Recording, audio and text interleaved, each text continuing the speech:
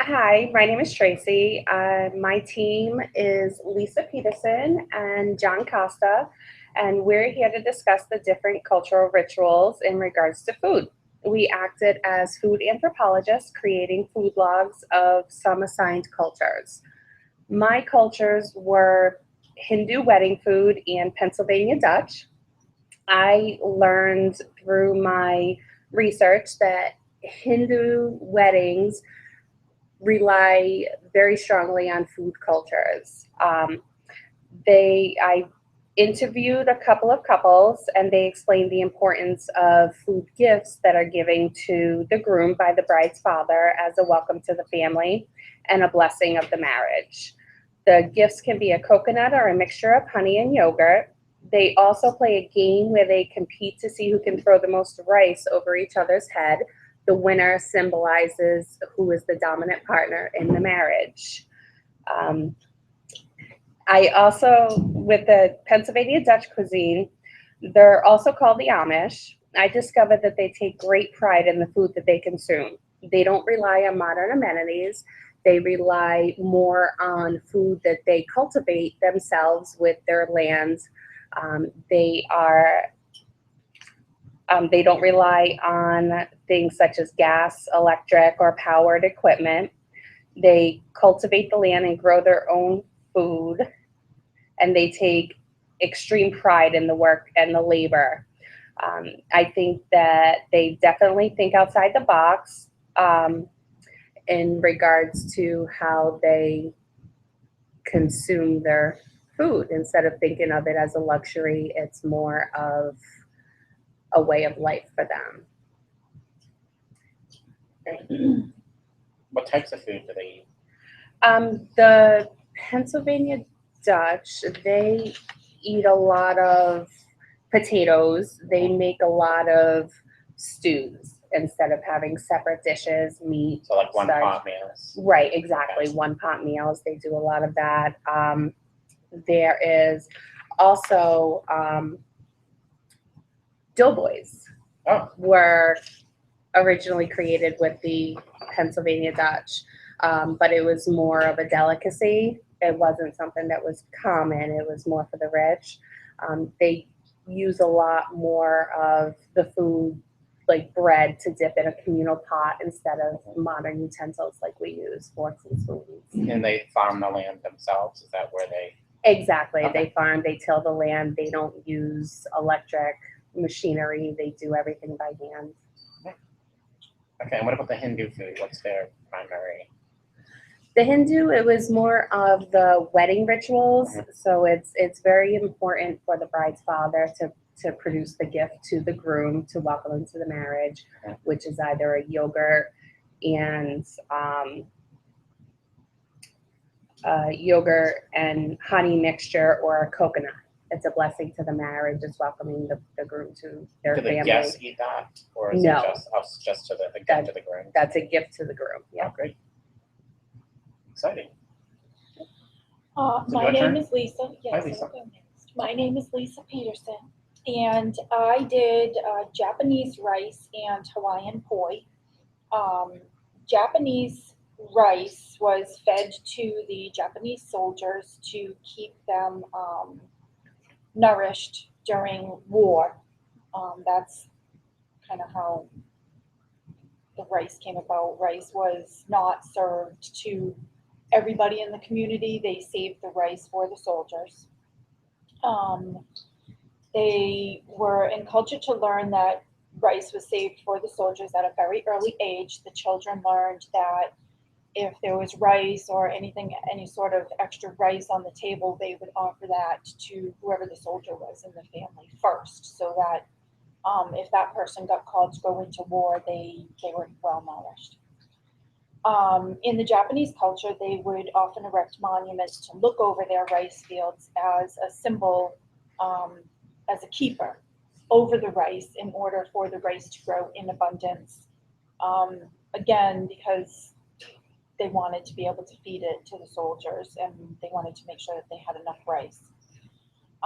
In current times, Japanese rituals consist of them making rice into little balls, And they feed that to their kids as like a symbol of their olden heritage and the culture that they were used to a long time ago. Hawaiian poi is a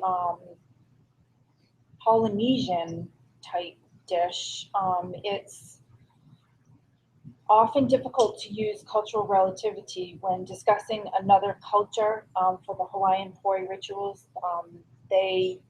What they do is they can't wear anything in nail polish. They have to keep their hands really clean. They set up a place and they kind of pick the poi and they do it all by hand. So you can't have anything on. They don't want the girls wearing makeup. They don't want the girls or the guys wearing fingernail polish. They have to make sure that their hands and stuff are really clean because it could spoil. So poi is, it's from a taro root and they mush it onto a wooden board and they just kind of keep mushing it and then they pull it aside and it turns into this mixture that's kind of like a loose oatmeal. It doesn't really look very good, but they love it. They love the taste. They like it also because it brings the family together. So in the Hawaiian Polynesian tradition, it's a way of the family uniting. It's a ritual that they do at a certain time of the year when the root is ready to be pulled. So everybody has to come together and do this as a family. So it creates a family bond within them.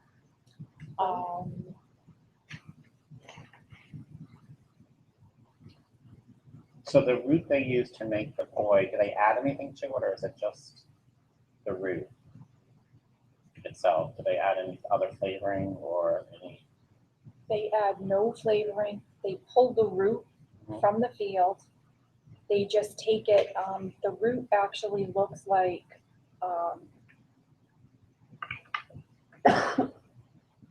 it looks like a cornmeal.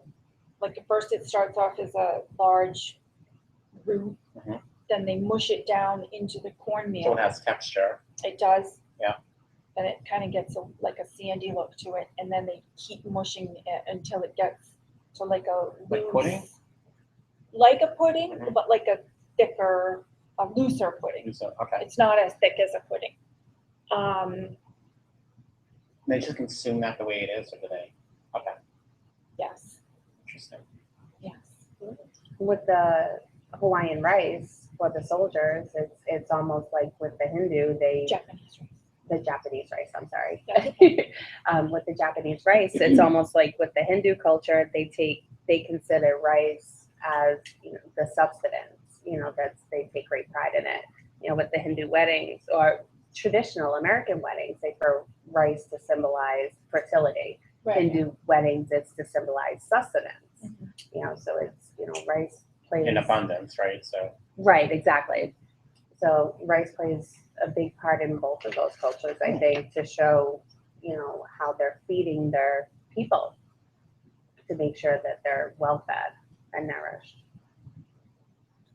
Yes, I would agree that in the Japanese culture, the rice is also, it's used as a way for nourishment, but it's also a symbol of their soldiers, and the meaning behind it is, that they built these great empires, and they wouldn't have been able to build these empires without their soldiers, and by their soldiers sustaining themselves with the rice, they felt as though they were kind of better than other cultures based on the fact that they were able to overcome many, not wars, but many situations that they had to face because their armies were well fed.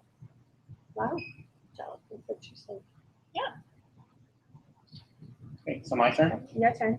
So my two cultures that I investigated were the Tingent Potlatch, which is Pacific Northwest, and then tailgating at football games. So the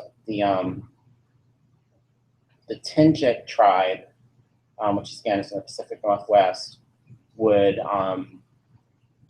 hunt and fish, primarily fish, and their staple was salmon and whale meat. And when they had a surplus of food, they would have a celebration.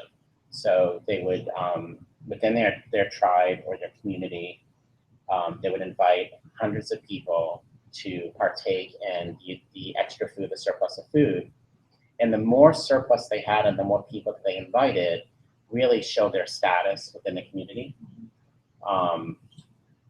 They called them potlatches, so that the tribe name sort of fell off.